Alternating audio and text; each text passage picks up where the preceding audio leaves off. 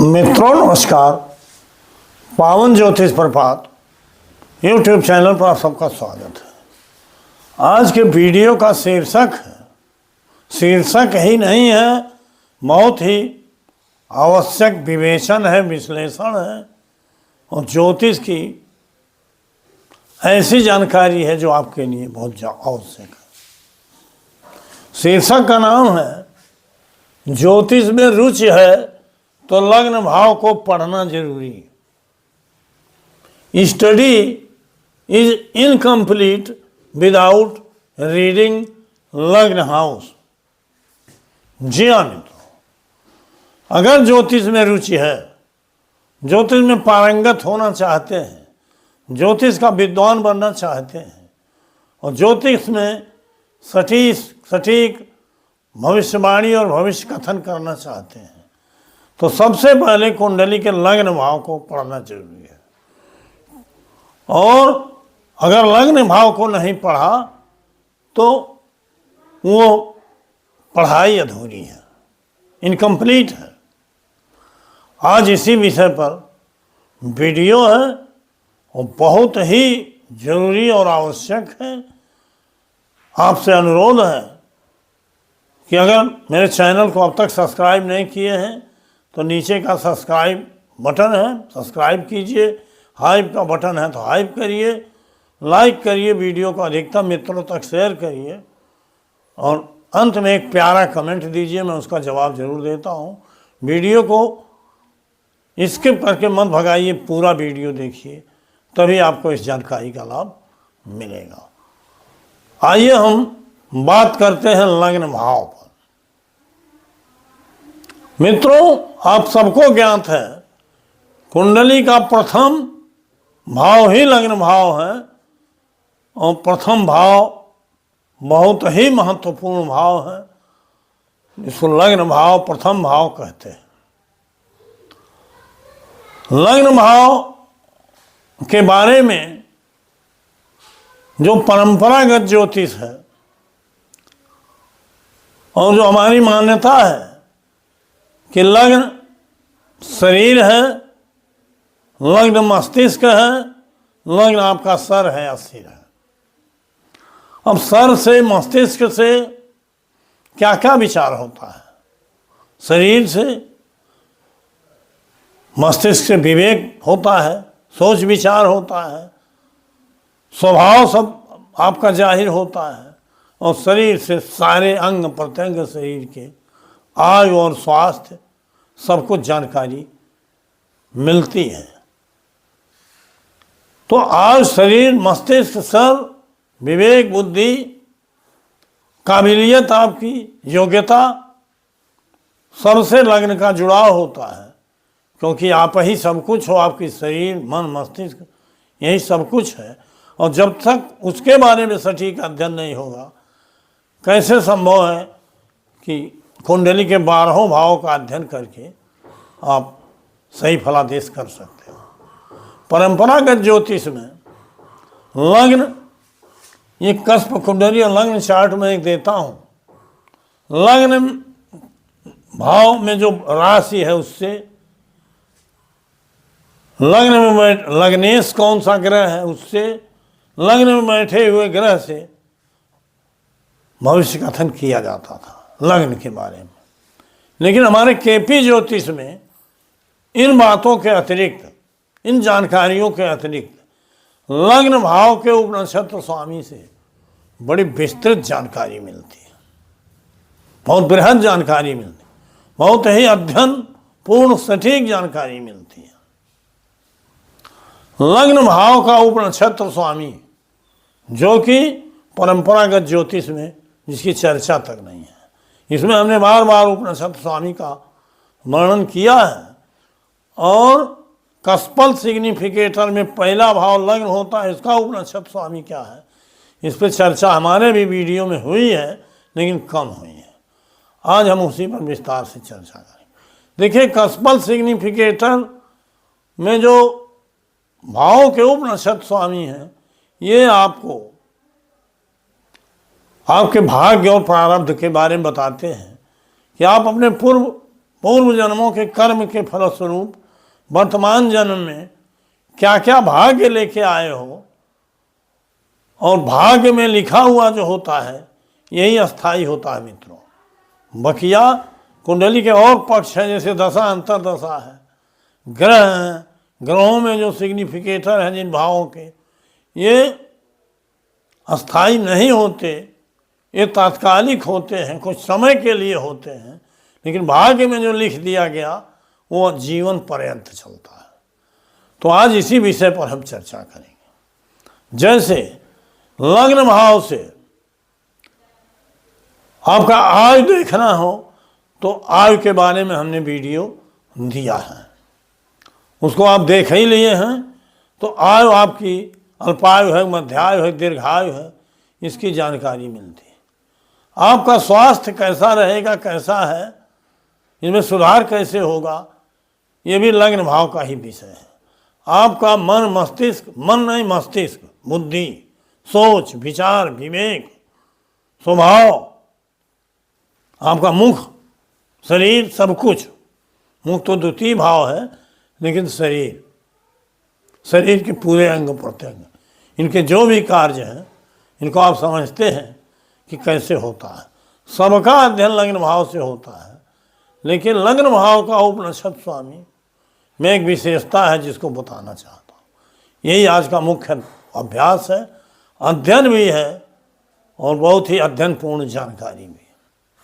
लग्न भाव का उपनिषद स्वामी, इस लग्न भाव का उपनक्षत्र स्वामी का स्पेल सिग्निफिकेटर में आप देखिएगा, कोई भी ग्रह ABCD जो भी है, वो जिन भावों का सिग्निफिकेटर है, कार्य से स्वयं के द्वारा और नक्षत्र के द्वारा, उन भावों से जातक की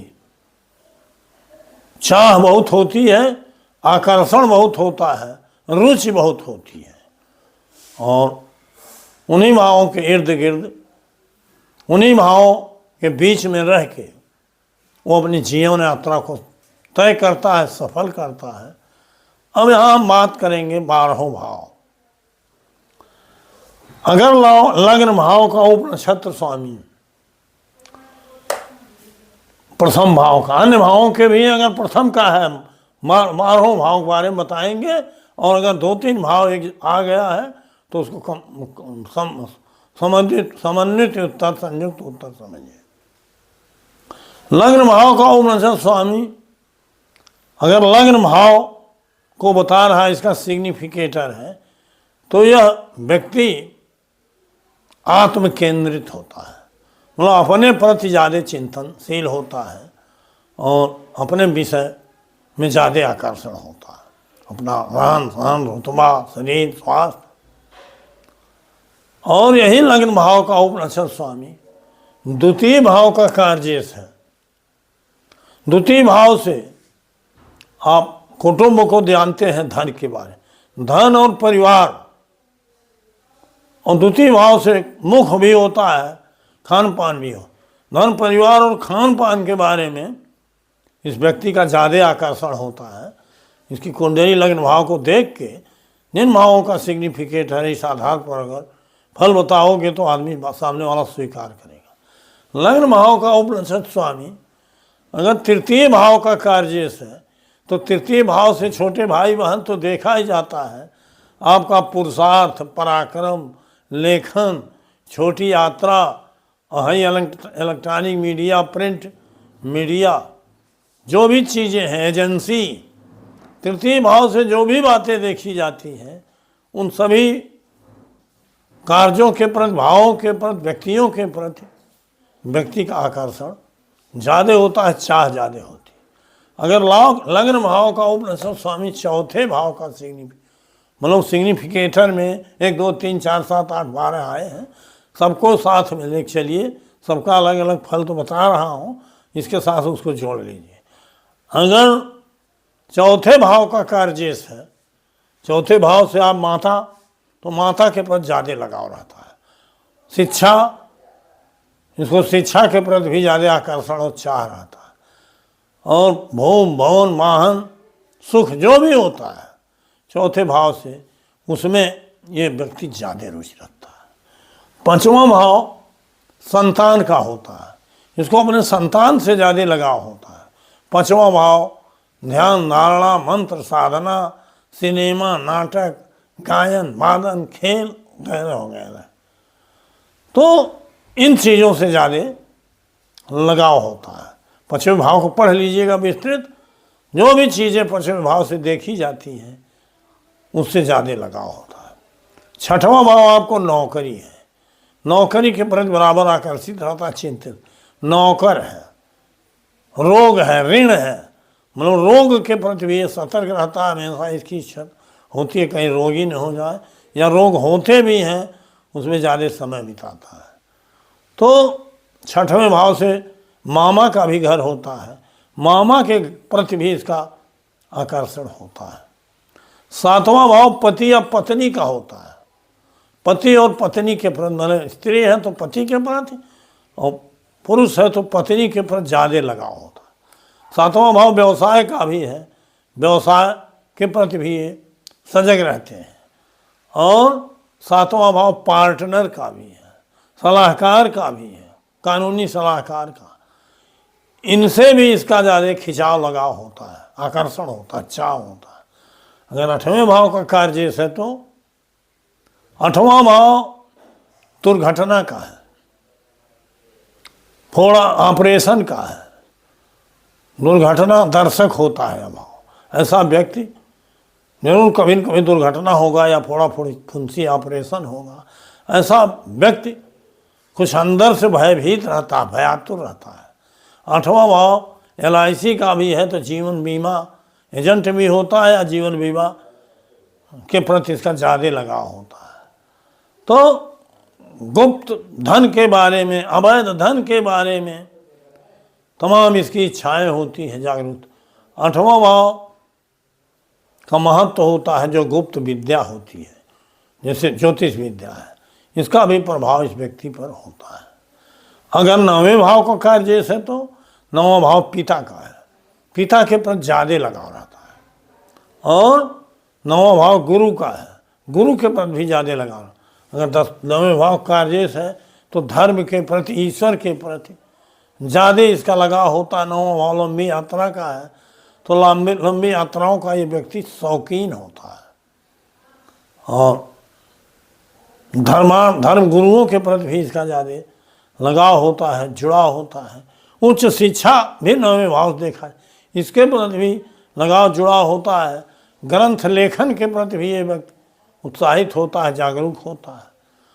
अब अगर दसवें का कार्य है, दसवां भाव अधिकार का है, राज्य का है, ये व्यक्ति अधिकार पूर्ण होता है, अधिकार संपन्न बनना चाहता है, बड़ा अधिकारी बनना चाहता है, बड़ा नेता बनना चाहता है, और ऊंची सोच होती है।